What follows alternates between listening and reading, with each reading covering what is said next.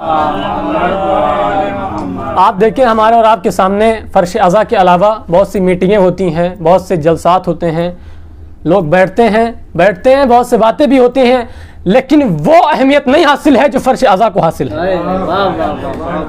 اور دوسری سب سے اہم بات اس فرش اعضاء کی اہمیت کو بتا دوں کہ آپ جب کبھی کسی میٹنگز میں جاتے ہیں، جب کسی جلسے میں جاتے ہیں، تو جیسا آپ کا عہدہ ہوتا ہے ویسے آپ کو جگہ دی جاتی ہے، جیسا آپ کا معیار ہے آپ کے معیار کے اعتبار سے آپ کو جگہ دی جائے گی۔ اگر آپ زمین والے ہیں تو آپ کو زمین میں جگہ دی جائے گی، اگر آپ کرسی والے ہیں تو آپ کو کرسی کی جگہ دی جائے گی، اگر آپ اسٹیج والے ہیں تو آپ کو اسٹیج کی جگہ دی جائے گی، لیکن واحد ایک فرش اعضاء ایسا مقام ہے کہ جس معیار کا بھی ہو نیچے بیٹھتا ہے۔ ایک صلوات پڑھے بر محمد و آل محمد۔ اور آپ دیکھیں کہ آپ ہمارے انسانوں کے درمیان جو تشخیص دی جاتی ہے، لوگوں کے درمیان جو فرق پیدا کیا جاتا ہے ان کے ہنر کے ذریعے سے پیدا کیا جاتا ہے۔ جیسا انسان کا ہنر ہوتا ہے اس کو ویسی ہی اہمیت دی جاتی ہے۔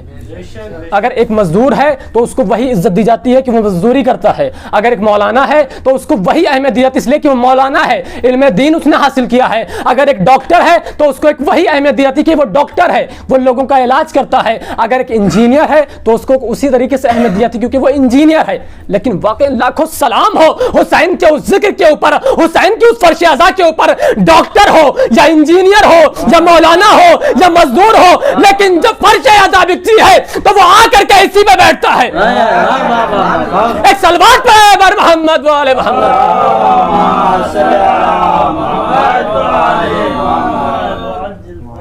سامنے کی باتیں ہیں، بیان کرنے کی ضرورت نہیں ہے۔ آپ دیکھیں، اور بہت سے آج کے دور میں تو بہت زیادہ چل گیا ہے کہ وہ گورے ہیں ان کو الگ رکھو، وہ کالے ہیں ان سے دور رہو نہ آپ بھی کالے ہو جاؤ گے۔ واقعی نہیں، بہت اہم چیز ہے۔ کہیں گے بھائی ان کی بیماری ہو گئی ان سے دور رہے ورنہ آپ کی بیماری ہو جائے گی۔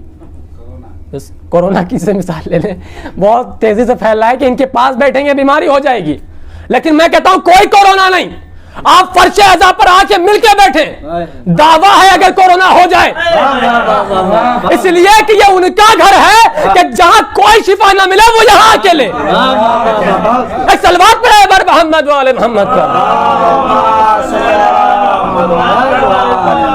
لیکن یہ جو سوشل ڈسٹینسنگ کا جو مسئلہ آیا ہے، جو ہمارے مرجع نے دیا ہے، فتویٰ دیا ہے، یہ صرف بطور احتیاط دیا ہے، صرف احتیاط برتنے کے لیے کہا ہے۔ لیکن واقعی نا ہم جسے بیٹھے ہیں، اگر کسی کو کورونا، قسم خدا کی کھا کے کہہ رہا ہوں کہ مولا حسین کا اگر صدقہ ہمارے اوپر قائم ہے، بی بی زہرا کی موجودگی اگر یہاں پر ہے، فرشتے یہاں پر ہیں، تو پھر کوئی کورونا کسی کا نہیں ہو سکتا ہے۔ جہاں پر بی بی زہرا کی موجودگی ہو وہاں پر کوئی کورونا آ کے اپنا اثر کرے گا۔ اور آپ دیکھیں اس فرش اعضاء کے حوالے سے بات چل رہی ہے، عرض کرتا چلوں اور اپنی بات کو تمام کر دوں گا اسی کے اوپر کہ آپ دیکھیں دنیا میں چاہے جتنا بڑا جلسہ ہو، دنیا میں چاہے جتنی بڑی میٹنگ ہو، چاہے جتنے بڑے بڑے لوگ آ جائیں، چاہے جتنے بڑے بڑے مجسٹریٹ آ جائیں، چاہے پی ایم آ جائیں، چاہے جو بھی آ جائیں، آ کر کے بیٹھ جائیں اس مجلس میں، اس محفل میں، اس میٹنگ میں، لیکن کوئی میٹنگ اس قابل نہیں ہوتی ہے کہ وہاں پر فرشتے آ کر کے بیٹھیں۔ کوئی میٹنگ ایسی نہیں ہوتی ہے کہ وہاں پر صاحب معیار لوگ آ کر کے بیٹھیں، لیکن ایک فرش اعضاء واحد ایک ایسا مقام ہے کہ ایک ہی وقت میں عام انسان بھی موجود ہیں، سید الانبیاء بھی موجود ہیں، سید الاوصیاء بھی موجود ہیں، جبرائیل بھی موجود ہیں۔ واقعی اس فرش اعضاء کی اہمیت کو جتنا بیان کیا جائے اتنا کم ہے، اس لیے کہ ایک ہی وقت میں رسول خدا بھی موجود ہیں، جناب فاطمہ زہرا بھی موجود ہیں، علی مرتضیٰ بھی موجود ہیں، حسن مجتبیٰ بھی موجود ہیں، جبرائیل بھی موجود ہیں، اور ہمارے زیغم بھائی بھی موجود ہیں، شبیہ بھائی بھی موجود ہیں۔ واقعا یہ کیا ہے؟ یہ فرش اعضاء کا معیار ہے کہ جس نے ہمیں یہ موقع فراہم کر دیا کہ ہم فاطمہ زہرا کے قریب میں بیٹھ جائیں، جس نے ہمیں یہ موقع فراہم کر دیا کہ ہم جبرائیل کے قریب میں بیٹھ جائیں۔ ایک صلوات پڑھے بر محمد و آل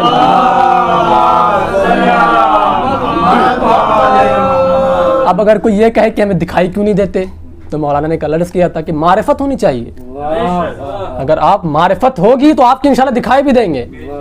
اور جیسا کہ مولانا عارف صاحب نے کل بیان کیا تھا کہ آیت اللہ بہجت نے کیا کہا تھا کہ امام ہمارے سامنے ہیں لیکن ہمیں ان کی معرفت نہیں ہے، اسی لیے ہم انہیں دیکھ نہیں پا رہے ہیں۔ اگر ہم امام کی معرفت حاصل کر لیں گے تو ہم امام کو بھی دیکھ سکتے ہیں۔ اور واقعی حقیقی بات ہے کہ آیت اللہ بہجت وہ خود امام کی زیارت کیا کرتے تھے، جب کہیں پر امام آتے تھے آیت اللہ بہجت خود انہیں دیکھتے تھے کس لیے؟ انہیں امام کی معرفت حاصل تھی.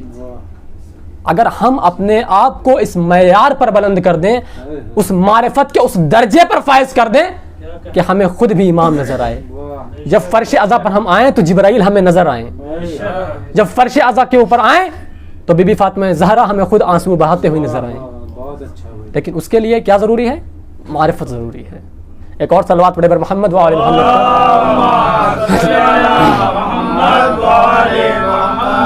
آتا ہوں اپنے موضوع کی طرف. میرا موضوع تھا کہ قرآن مجید میں خدا نے ارشاد فرما رہا ہے کہ فاذکرونی اذکرکم، تم میرا ذکر کرو اور میں تمہارا ذکر کروں گا. یہ ذکر کیا ہے؟ میں نے ابھی اس سے پہلے کی مجلس میں عرض کیا کہ خدا کا کوئی ذکر نہیں ہے. خدا کسی تعریف کا محتاج نہیں ہے، اس لیے کہ وہ علی کل شیء قدیر،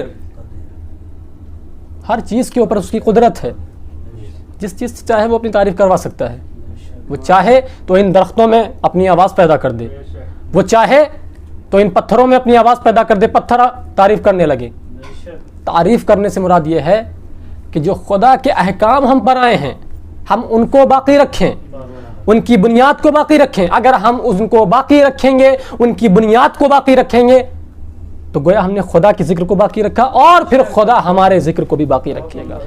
اور اس کی مثال آپ دیکھیں کہ جب ایک انسان عبادتیں کرتا ہے وقت معین کے اوپر اور جب مر جاتا ہے تو لوگ اسے یاد کرتے ہیں بڑا مومن تھا، بڑا نمازی تھا، بڑا عزادار تھا. بھائی یہ کیا ہے؟ یہ خدا کا کیا ہوا وعدہ ہے جو خدا ادا کرتا ہے، اس لیے کہ اس نے دنیا میں خدا کے حکم کو باقی رکھا اور مرنے کے بعد خدا نے اس کے ذکر کو باقی رکھا، ایک نمازی کے ذریعے سے، عزادار کے ذریعے سے.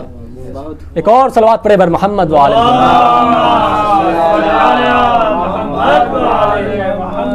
میرے عزیزوں، میرے بھائیوں، کہنے کا مقصد یہ ہے کہ ہمیں خدا کے احکام کی باقی رکھنے کی جو بقا ہے اس پر عمل کرنا چاہیے، اور وہ تبھی ہوگا جب ہم خدا کے بتائے ہوئے احکام کے اوپر عمل کر لیں گے.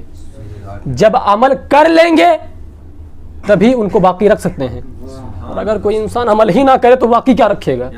اس لیے کہ عمل، میدان عمل پہلے ہے، اس کے بعد ہے کہ ہم دوسرے کو کسی چیز کی طرف بلائیں. پہلے ہم خود بھی تو ادھر بڑھیں. اگر ہم خود نماز نہیں پڑھ رہے ہیں ہم آپ سے کیسے کہہ سکتے ہیں کہ آپ آئیے نماز پڑھیے آ کے؟ ظاہر سی بات اگر میں آپ سے کہوں گا تو آپ یہی کہیں گے کہ بھائی آپ تو پڑھتے نہیں، ہم سے کہیں نماز پڑھیں آ کے. لہذا ہمارا فریضہ ہے کہ ہم خدا کے احکام کو باقی رکھیں، جس طرح امام حسین علیہ السلام نے ان احکاموں کو، اس شریعت کے احکام کو باقی رکھنے کے لیے اپنے پورے بھرے گھر کو کربلا کے میدان میں 3 دن کا بھوکا پیاسا بارگاہ خداوندی میں پیش کر دیا. جو کہتے ہیں کہ کربلا 2 شہزادوں کی جنگ تھی، کربلا ایک حادثہ ہے، لعنت ہے ان لوگوں کے اوپر. واقعا انہیں معرفت نہیں ہے کربلا کی. کربلا کا جو مین مقصد ہے، کربلا کا جو مین معیار ہے، کربلا واقع کس لیے ہوئی کوئی جانتا ہی نہیں ہے. کربلا واقع ہوئی ہے اس لیے کہ ولایت علی کو عام کیا جائے اور احکام شریعت کو اچھے سے نافذ کیا جائے اور حرام اور حلال میں تشخیص دی جائے. اس لیے کہ بھائی کربلا میں لا الہ الا اللہ کہنے والے موجود تھے، محمد رسول اللہ کہنے والے موجود تھے، علی ولی اللہ کہنے کو تیار نہیں تھے. اور چاہتے کیا تھے کہ نماز بھی پڑھیں، شراب بھی پئیں، نماز بھی پڑھیں، لوگوں کی غیبت بھی کریں، نماز بھی پڑھیں، زنا بھی کریں. امام حسین علیہ السلام نے ان کے درمیان تشخیص دینے کے لیے ہی کربلا کو واقع کیا ہے، تاکہ حلال ایک طرف ہو جائے، حرام ایک طرف ہو جائے. اگر تم حلال کے محب ہو تو حلال کی طرف آ جاؤ، حرام کے محب ہو تو ادھر ہی چلے جاؤ. اور جب امام حسین علیہ السلام میدان کربلا میں آئے ہیں جنگ کرنے کے لیے، تو جو خطبہ دیا ہے، جو ملعونوں کو مخاطب کر کے کہا ہے، تو کیا کہا تھا کہ میں رسول کا نواسا ہوں، اور جو عمل رسول نے کیا وہی عمل میں کر رہا ہوں، اور میں تمہیں امر بالمعروف نہی عن المنکر کی طرف دعوت دے رہا ہوں. اگر تم میں صلاحیت ہے تو آؤ میری طرف اور پہچانو معرفت اسلام کو، معرفت شریعت کو تم خود پہچانو. اور جس نے پہچان لیا وہ حر بن گیا، اور جو نہیں پہچانا وہ آج بھی لعنت کا